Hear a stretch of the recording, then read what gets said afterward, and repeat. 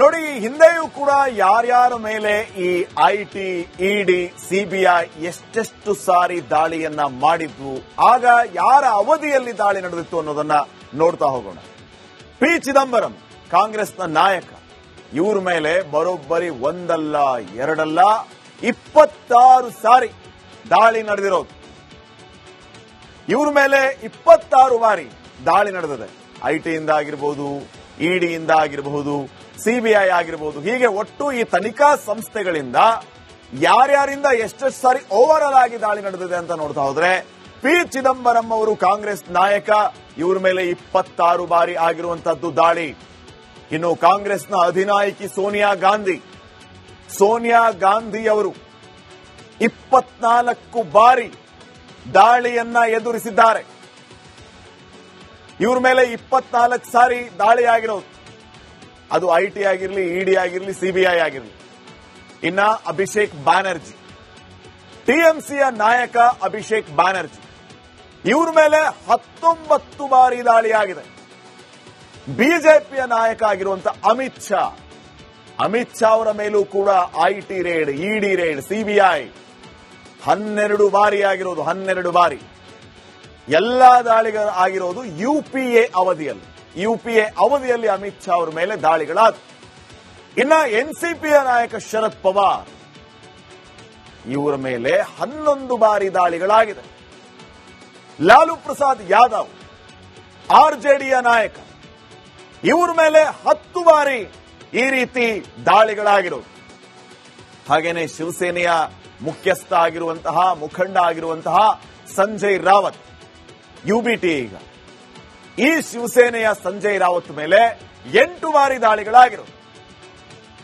ಬಿಜೆಪಿಯ ನಾಯಕ ಜನಾರ್ದನ್ ರೆಡ್ಡಿಯ ಮೇಲೆ 6 ಬಾರಿ ದಾಳಿಗಳಾಗಿದೆ. ಇನ್ನ ಅಖಿಲೇಶ್ ಯಾದವ್, ಮುಲಾಯಂ ಸಿಂಗ್ ಯಾದವ್ ಮಗ, ಎಸ್ಪಿಯ ಸಂಸದ, ನಾಯಕ, ಉತ್ತರ ಪ್ರದೇಶದ ಮಾಜಿ ಮುಖ್ಯಮಂತ್ರಿ, 5 ಬಾರಿ ದಾಳಿಯಾಗಿರೋದು ಇವ್ರ ಮೇಲೆ. ಹಾಗೇನೆ ಬಿಎಸ್ಪಿಯ ಮಾಯಾವತಿ, ಮಾಜಿ ಮುಖ್ಯಮಂತ್ರಿ, ಬಿಎಸ್ಪಿಯ ಅಧಿನಾಯಕಿ, ಇವ್ರ ಮೇಲೆ 5 ಬಾರಿ ದಾಳಿಯಾಗಿದೆ. ಹಾಗೇನೆ ವೈಎಸ್ ಜಗನ್ಮೋಹನ್ ರೆಡ್ಡಿ, ಆಂಧ್ರದ ಮಾಜಿ ಸಿಎಂ, ವೈಎಸ್ಆರ್ಸಿಪಿ ಪಾರ್ಟಿ, ಇವರು 3 ಬಾರಿ ದಾಳಿಯನ್ನ ಎದುರಿಸಿದ್ದಾರೆ. ಮಾಜಿ ಮುಖ್ಯಮಂತ್ರಿ ಬಿಎಸ್ ಯಡಿಯೂರಪ್ಪ, ಬಿಜೆಪಿಯ ನಾಯಕ, ಇವರು ಕೂಡ 3 ಬಾರಿ ದಾಳಿಯನ್ನ ಎದುರಿಸಿದ್ದಾರೆ. ಸದ್ಯ ಉಪಮುಖ್ಯಮಂತ್ರಿ ಆಗಿರುವಂತಹ ಡಿಕೆ ಶಿವಕುಮಾರ್, ಹಾಲಿ ಉಪಮುಖ್ಯಮಂತ್ರಿ, 1 ಬಾರಿ ದಾಳಿಯನ್ನ ಎದುರಿಸಿದ್ರು, ಅರೆಸ್ಟ್ ಕೂಡ ಆದ್ರು, ಜೈಲಿಗೂ ಹೋಗಿ ಬಂದು. ಈ ರೀತಿ ಯಾರ್ಯಾರ ಅವಧಿಯಲ್ಲಿ ಎಷ್ಟೆಷ್ಟು ದಾಳಿಗಳಾಗಿದೆ, ಎಷ್ಟು ಬಾರಿ ಈ ನಾಯಕರು ದಾಳಿಯನ್ನ ಎದುರಿಸಿದ್ದಾರೆ ಅನ್ನೋದನ್ನ ಗಮನಿಸ್ತಾ ಇದ್ರು.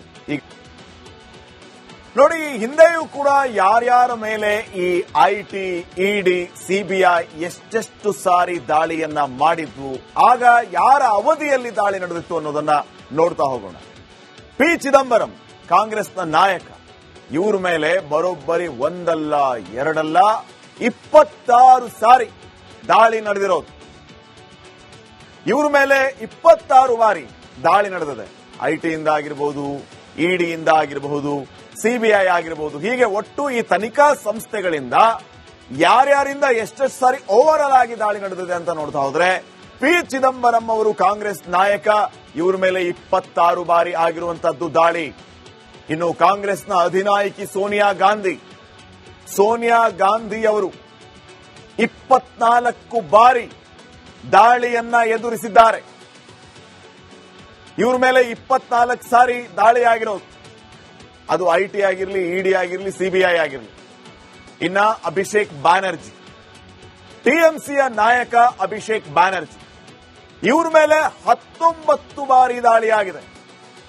ಬಿಜೆಪಿಯ ನಾಯಕ ಆಗಿರುವಂತಹ ಅಮಿತ್ ಶಾ ಅವರ ಮೇಲೂ ಕೂಡ IT raid, ED raid, CBI 12 ಬಾರಿ ಆಗಿರೋದು. 12 ಬಾರಿ ಎಲ್ಲಾ ದಾಳಿಗಳು ಆಗಿರೋದು ಯುಪಿಎ ಅವಧಿಯಲ್ಲಿ ಅಮಿತ್ ಶಾ ಅವರ ಮೇಲೆ ದಾಳಿಗಳಾದ.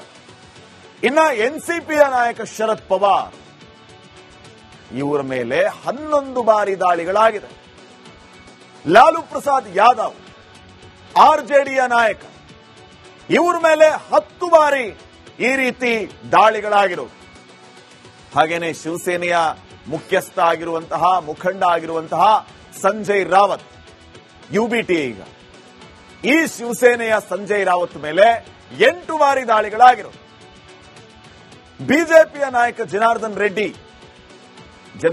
ರೆಡ್ಡಿಯ ಮೇಲೆ 6 ಬಾರಿ ದಾಳಿಗಳಾಗಿದೆ.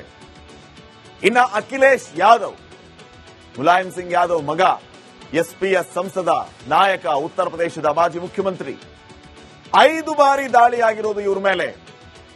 ಹಾಗೇನೆ ಬಿಎಸ್ಪಿಯ ಮಾಯಾವತಿ, ಮಾಜಿ ಮುಖ್ಯಮಂತ್ರಿ, ಬಿಎಸ್ಪಿಯ ಅಧಿನಾಯಕಿ, ಇವ್ರ ಮೇಲೆ 5 ಬಾರಿ ದಾಳಿಯಾಗಿದೆ.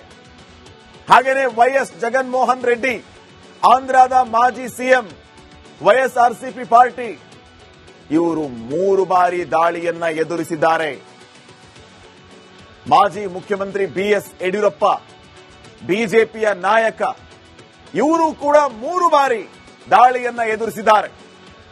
ಸದ್ಯ ಉಪಮುಖ್ಯಮಂತ್ರಿ ಆಗಿರುವಂತಹ ಡಿಕೆ ಶಿವಕುಮಾರ್, ಹಾಲಿ ಉಪಮುಖ್ಯಮಂತ್ರಿ, 1 ಬಾರಿ ದಾಳಿಯನ್ನ ಎದುರಿಸಿದ್ರು, ಅರೆಸ್ಟ್ ಕೂಡ ಆದ್ರು, ಜೈಲಿಗೂ ಹೋಗಿ ಬಂದ್ರು.